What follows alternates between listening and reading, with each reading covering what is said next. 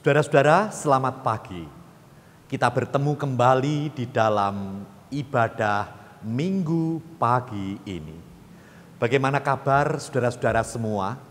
Saya berharap kiranya saudara-saudara sekeluarga senantiasa ada di dalam perlindungan Tuhan.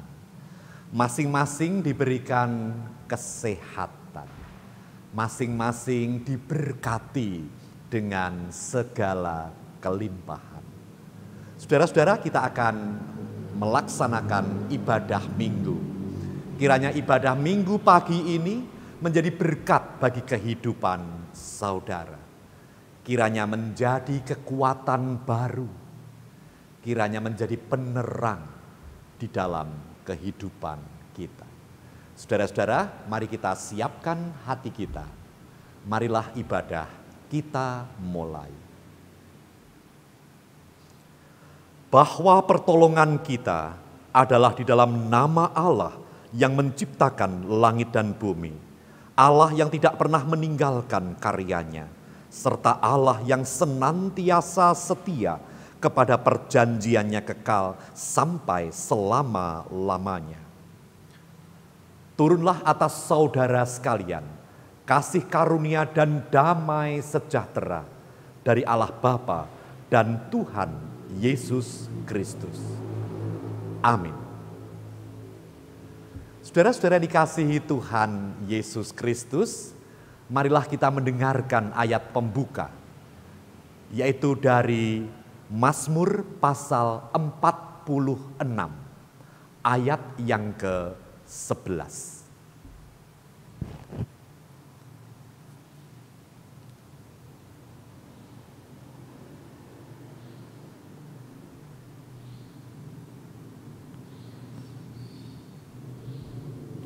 Di sana dikatakan demikian, diamlah dan ketahuilah bahwa akulah Allah. Aku ditinggikan di antara bangsa-bangsa, ditinggikan di bumi. Saudara-saudara dikasihi Tuhan Yesus Kristus, marilah kita naikkan pujian dari pelengkap Kidung Jemaat 184, bait yang pertama dan yang kedua. Nama Yesus termulia.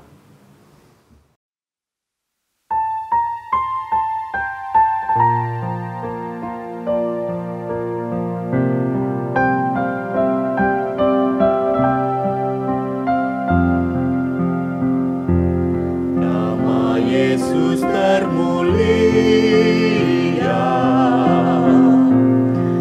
atas segala nama,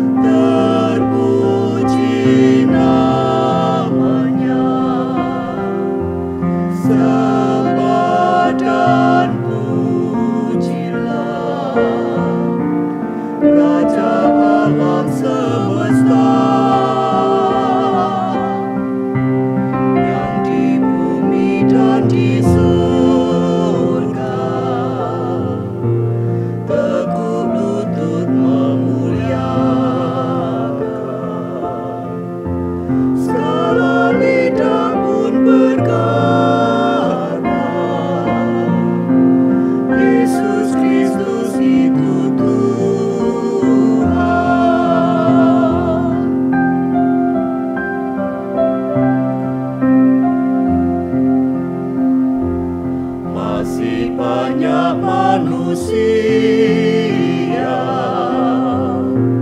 yang tak mengenal namamu.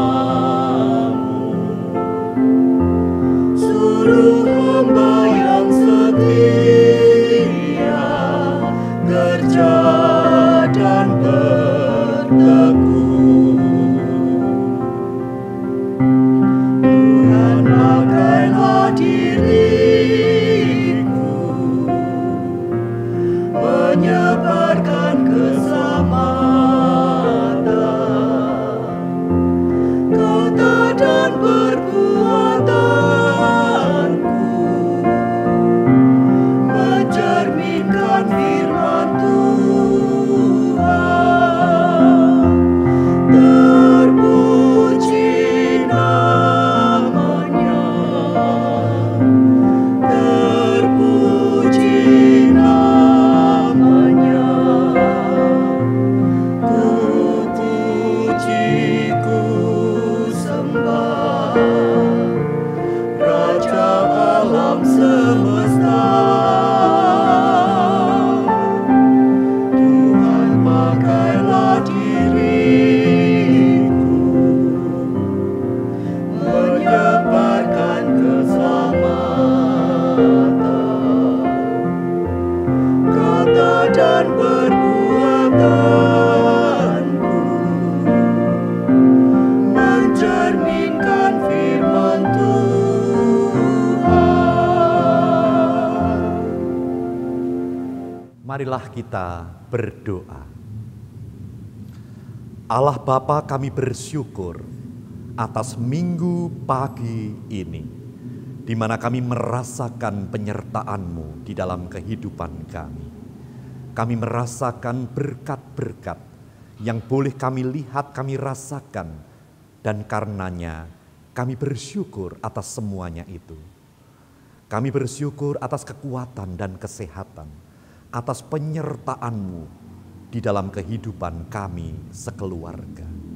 Pada minggu pagi ini Bapa, kami hendak beribadah, hendak memuji, memuliakan nama-Mu, menyembah Engkau dan mendengarkan firman-Mu. Karena kami tahu bahwa hanya Engkaulah sumber kehidupan kami. Bapa Sorgawi, ampunilah segala dosa dan kesalahan kami. Kiranya kami mendapatkan kehidupan yang baru, kehidupan yang diberkati dan ada di dalam penyertaan-Mu. Bapa Sorgawi, kami akan mendengarkan firman-Mu. Tanamkan firman-Mu di dalam hati kami. Biarlah menjadi sumber kekuatan baru, sumber sukacita bagi kehidupan kami. Kuasa Roh Kudus kiranya membuat kami mengerti akan setiap kata yang berasal dari firman-Mu. Demikian Bapa, doa dan permohonan kami. Kami panjatkan di dalam nama Tuhan Yesus Kristus. Amin. Saudara-saudara yang dikasihi Tuhan Yesus Kristus, marilah kita bersama-sama mendengarkan firman Tuhan, yaitu dari Injil Matius pasal 20, ayat 1 sampai dengan ayat yang ke-16.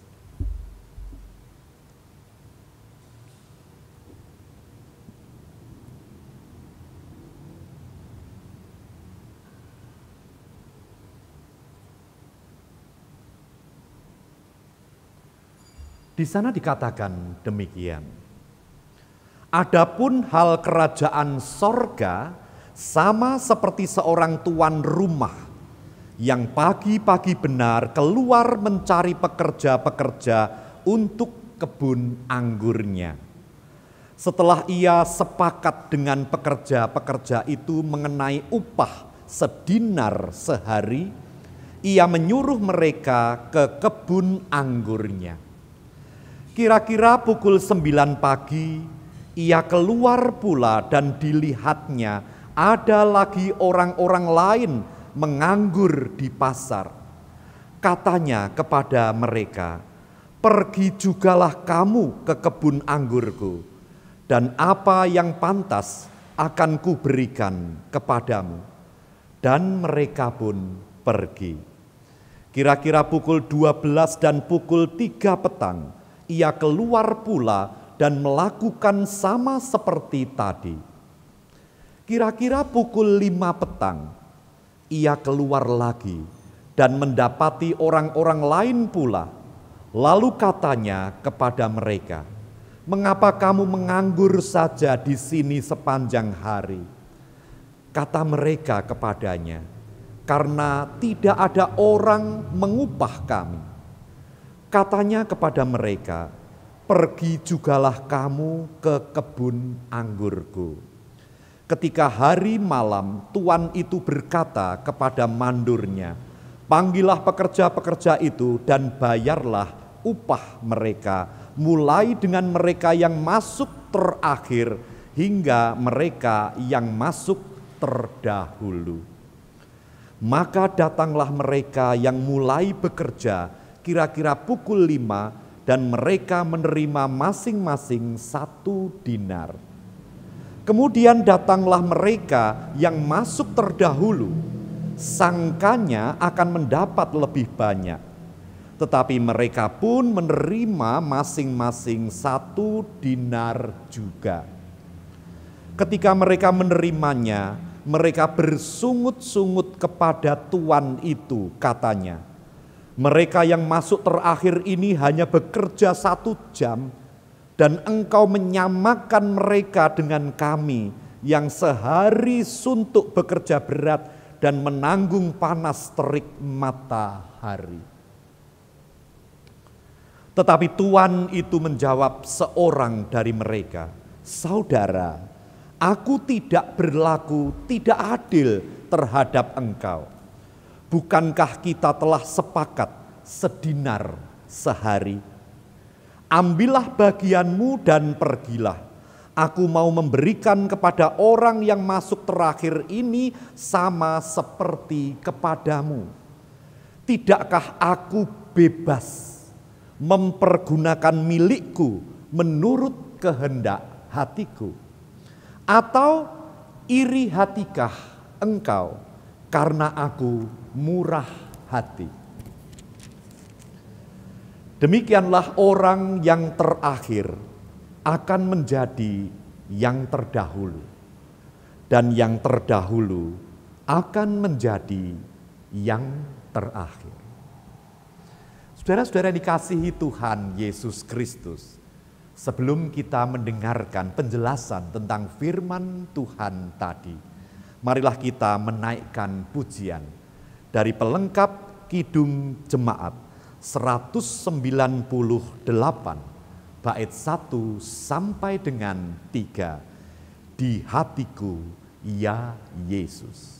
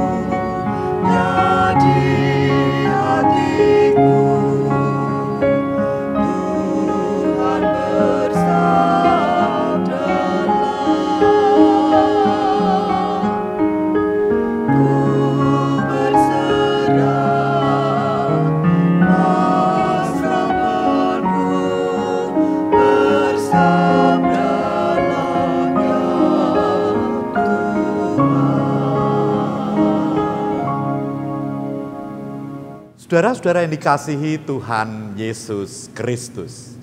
Tuhan Yesus Kristus memberikan suatu perumpamaan yang sangat menarik. Perumpamaan tentang seorang tuan yang mencari pekerja-pekerja untuk kebun anggurnya. Tuan rumah itu kemudian keluar lalu bertemu dengan berbagai orang, lalu bersepakat untuk memberikan upah 1 dinar per hari. Pada jam 9 dia bertemu dengan orang-orang dan mengajaknya bekerja pada kebun anggurnya. Demikian pula ketika bertemu dengan orang-orang pada jam 12 siang, tuan ini pun juga berbuat demikian. Bahkan sampai sore, pada jam 3 sore dan juga bahkan jam 5 sore, tuan ini bertemu dengan orang-orang lalu menawarkan bekerja di kebun anggurnya juga dengan upah 1 dinar sehari. Saudara dikasihi Tuhan, ketika malam tiba, tuan ini mengumpulkan pekerja-pekerja itu, lalu yang bekerja dari pukul 5 sore diberikan upah 1 dinar. Melihat itu, pekerja yang mulai jam 9, jam 12, dan jam 3 mengira bahwa mereka akan mendapat lebih banyak. Tetapi ternyata tidak, saudara-saudara. Mereka juga mendapat 1 dinar sehari. Maka mereka mulai bersungut-sungut. Mereka merasakan ketidakadilan. Karena yang bekerja dari pagi, mereka kepanasan, mereka lelah, membanting tulang.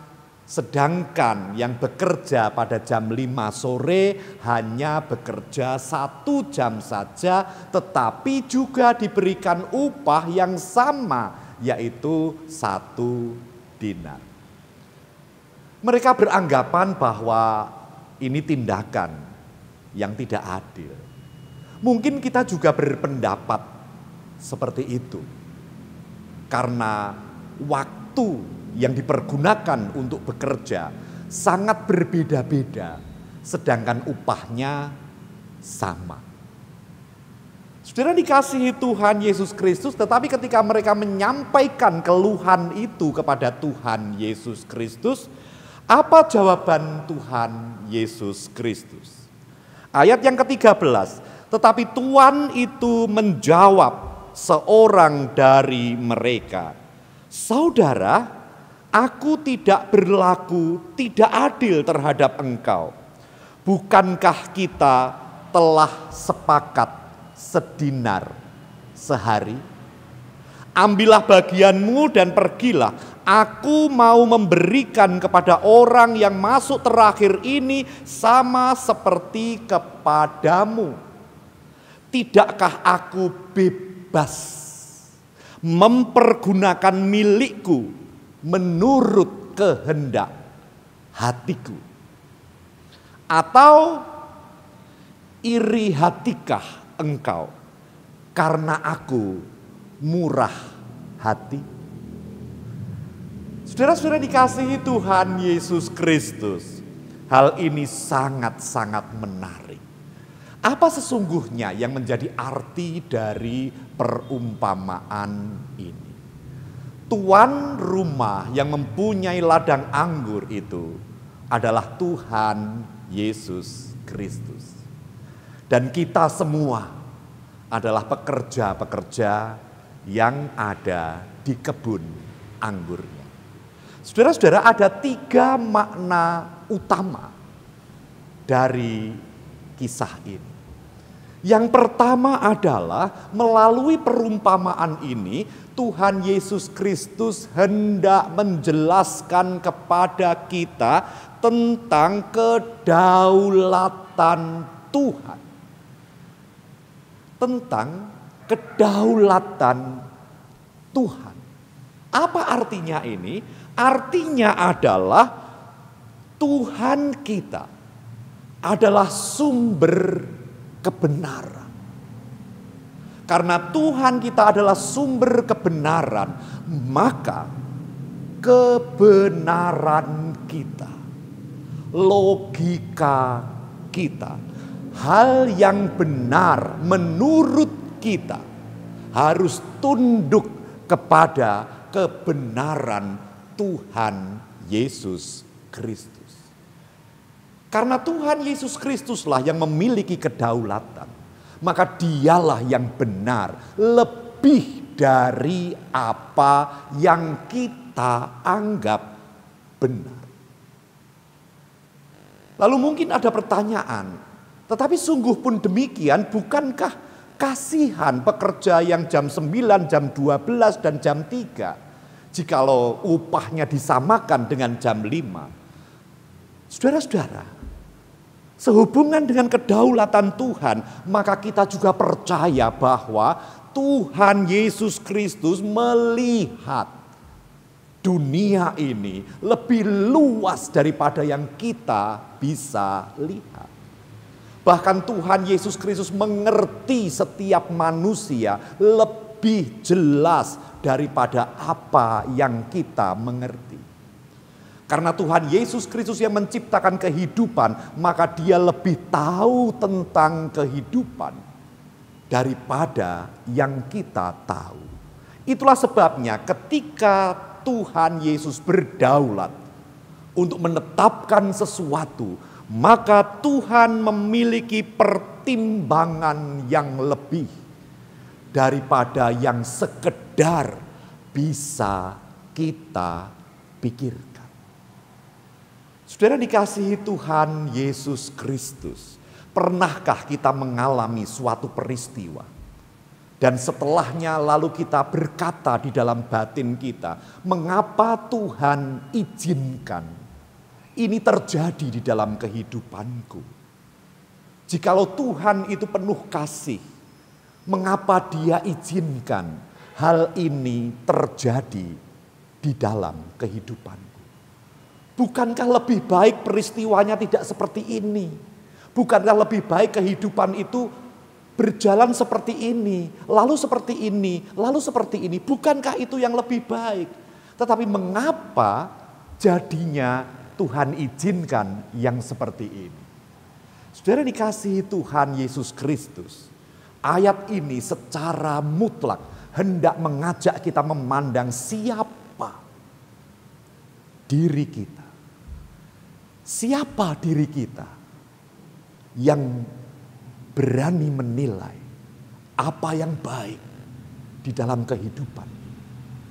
Siapa diri kita yang berani untuk mempertanyakan kebijaksanaan Tuhan dan rencananya di dalam kehidupan kita? Jikalau begitu, saudara dikasihi Tuhan, jikalau kita percaya bahwa meskipun kita tidak pernah tahu apa yang menjadi pertimbangan Tuhan, kita tidak pernah tahu apa yang menjadi rencana indah Tuhan ke depan, tetapi ada hal indah bahwa kita boleh berserah kepadanya. Kedaulatan Tuhan kita respon di dalam penyerahan diri. Kita menjalani kehidupan ini sesuai dengan apa yang kita mampu, berdasarkan apa yang telah ditunjukkan oleh Tuhan melalui setiap firman-Nya. Dan setiap peristiwa yang di luar kendali kita, yang terjadi dan diizinkan terjadi, karena kedaulatan Tuhan atas kehidupan ini, kita responi di dalam penyerahan. Tuhan berjanji bahwa tidak ada satupun rencananya yang dibuatnya yang bukan untuk kebaikan kita. Semuanya pada akhirnya ditujukan untuk kebaikan kita. Nah, saudara dikasihi Tuhan Yesus Kristus, lalu yang kedua.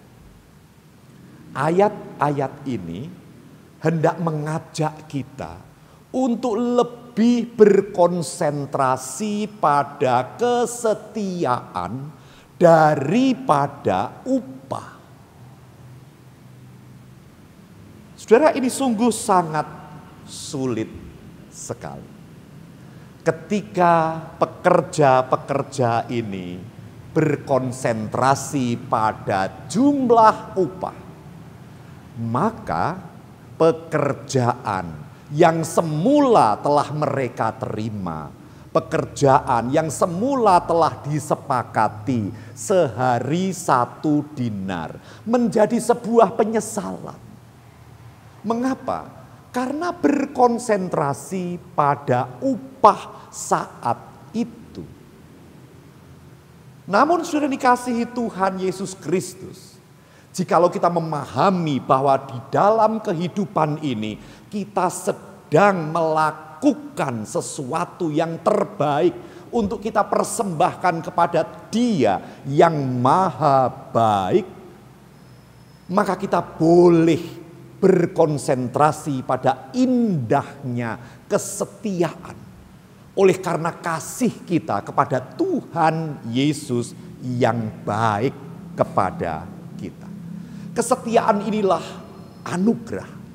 Kesetiaan inilah sumber kebahagiaan di dalam kehidupan kita. Soal upah dari apa yang baik yang telah kita lakukan, kita mempercayakan itu kepada Tuhan yang menjadi sumber segala berkat. Dengan meyakini bahwa Tuhan akan memberikan yang terbaik di dalam kehidupan kita. Saudara dikasihi Tuhan, hal-hal baik apa saja yang selama ini sudah kita lakukan, marilah kita berkonsentrasi melakukannya dengan lebih baik lagi. Dengan berdasarkan pada kesetiaan kita. Karena memang Tuhan kita, Tuhan Yesus Kristus layak untuk kita berikan persembahan yang berupa kesetiaan hidup kita. Saudara dikasihi Tuhan, marilah kita setia. Tidak ada hal buruk yang terjadi bagi orang yang setia melakukan apa yang baik dan itu dipersembahkannya bagi kemuliaan nama Tuhan. Marilah kita singkirkan pikiran-pikiran yang mulai menghitung-hitung apa hasil dari kesetiaan ini. Apa hasil dari perbuatan baik ini? Hanya satu saja. Tuhan kita, Tuhan Yesus Kristus layak untuk menerima persembahan yang berupa kesetiaan kita. Yang ketiga, saudara-saudara, marilah kita jalani kehidupan ini. Marilah kita kerjakan segala tugas-tugas kita dengan menyingkirkan penyakit hati yang akan memberatkan kehidupan kita yang berupa rasa iri. Rasa iri. Apa itu rasa iri? Rasa iri adalah membandingkan apa yang kita punya dengan apa yang orang lain punya. Membandingkan apa yang orang lain punya dengan apa yang kita tidak punya. Lalu menjadikan hal itu, pembandingan itu menjadi dasar kebenaran. Mengapa dia begitu sedangkan aku tidak? Mengapa dia begitu sedangkan aku tidak? Jika begitu maka ini tidak adil. Saudara-saudara, para pekerja-pekerja tadi yang semula adalah pengangguran di pasar, ketika dijumpai oleh tuan rumah yang memiliki kebun anggur ini, Semula mereka memiliki sukacita yang besar. Karena tadinya pengangguran, lalu diberi pekerjaan. Mereka bersyukur dan bekerja dengan baik. Baik yang jam 9, jam 12 maupun jam 3 sore. Tetapi mari kita bayangkan, semuanya sirna. Semuanya hilang. Sukacita itu lenyap. Rasa gembira itu berlalu. Berkat yang diterima menjadi tidak berarti. Karena apa? Iri hati. Iri hati kepada orang lain.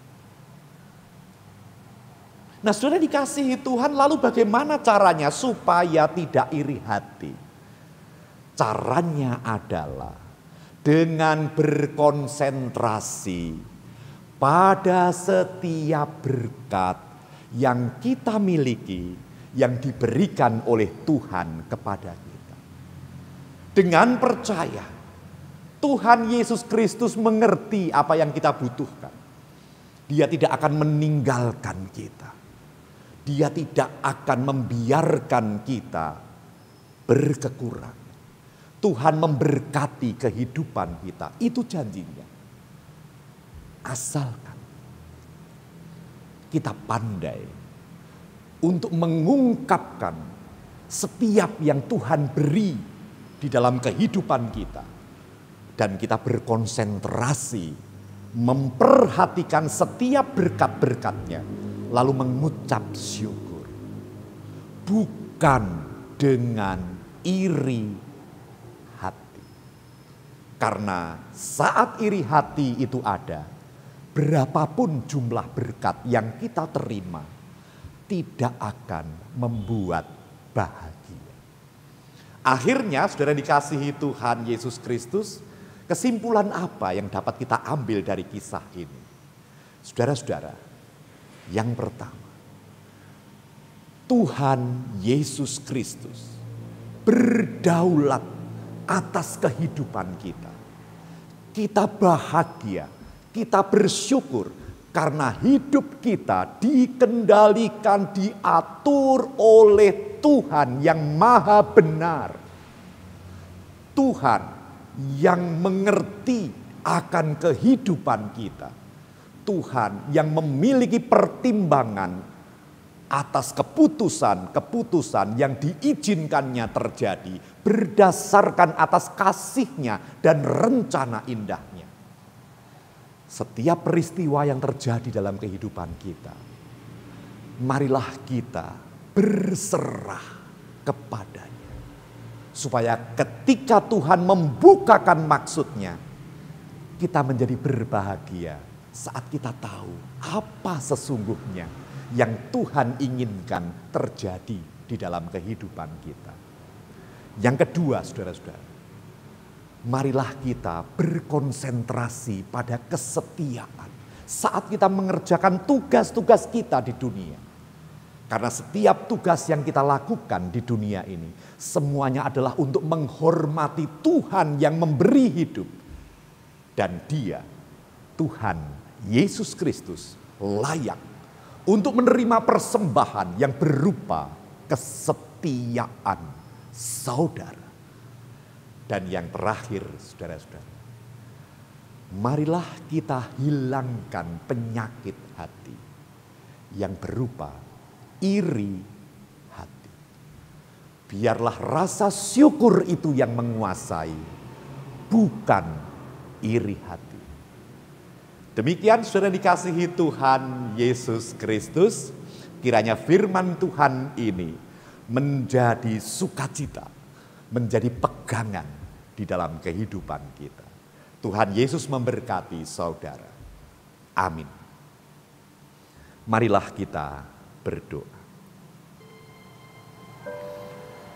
Bapa, terima kasih atas firman-Mu. Berikan kami hati yang berserah, sehingga kami dapat percaya penuh kepada kedaulatan Tuhan yang kami yakini berkarya dan memiliki rancangan yang indah atas kehidupan kami. Jangan biarkan kami berpegang pada kebenaran kami sendiri, karena Tuhanlah sumber kebenaran itu. Biarlah kami mencari kebenaran Tuhan, agar kami dapat menyerahkan kehidupan kami. Bapa Surgawi, kami hendak mempersembahkan kesetiaan kami di dalam kami menjalani setiap tugas dan kewajiban kami di dunia ini.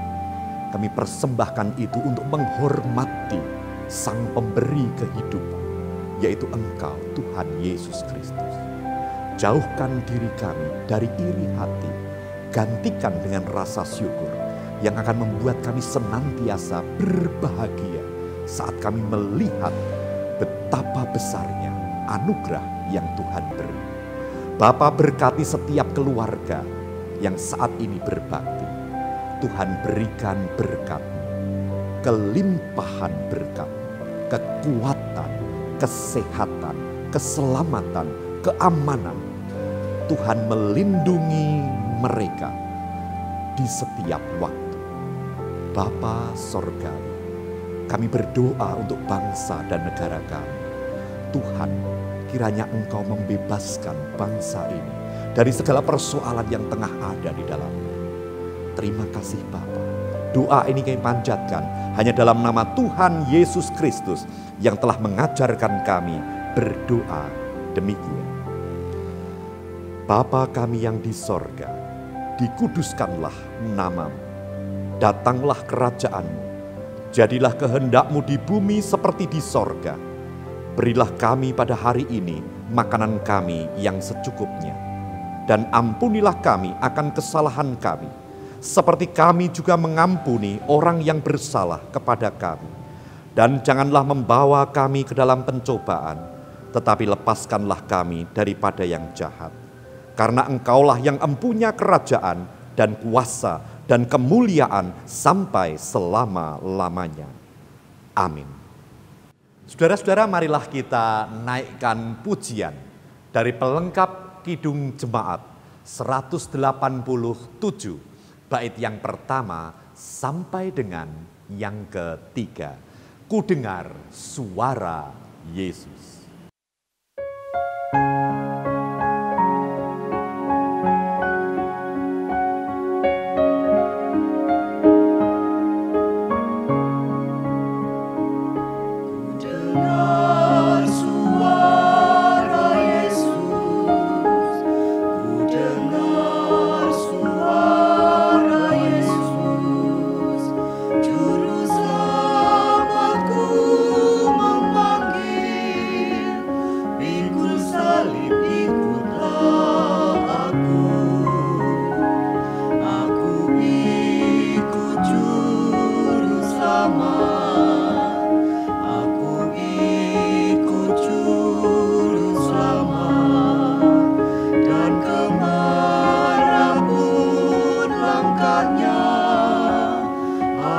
Ikut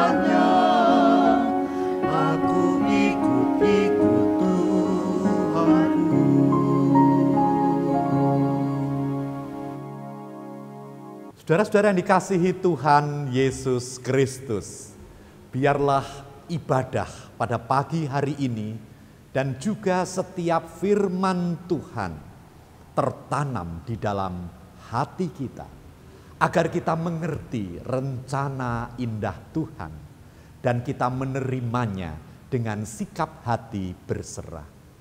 Marilah kita juga menjalani kehidupan dan tugas-tugas kita dengan mempersembahkan kesetiaan kepada Tuhan Yesus Kristus.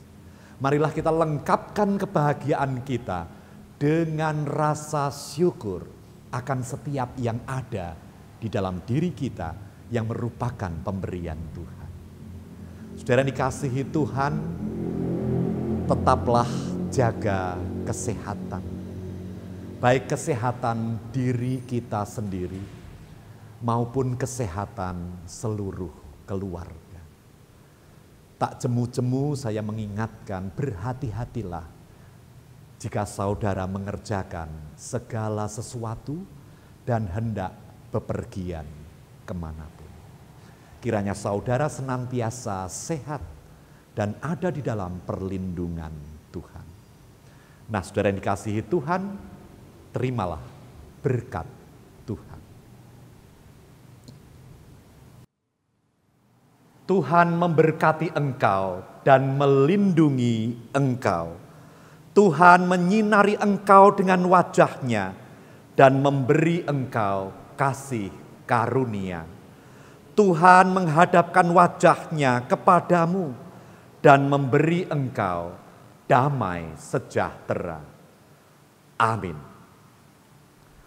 Saudara-saudara, mari kita naikkan pujian dari pelengkap Kidung Jemaat 212. Kita nyanyikan 2 kali. Ya Allah, kasih-Mu besar.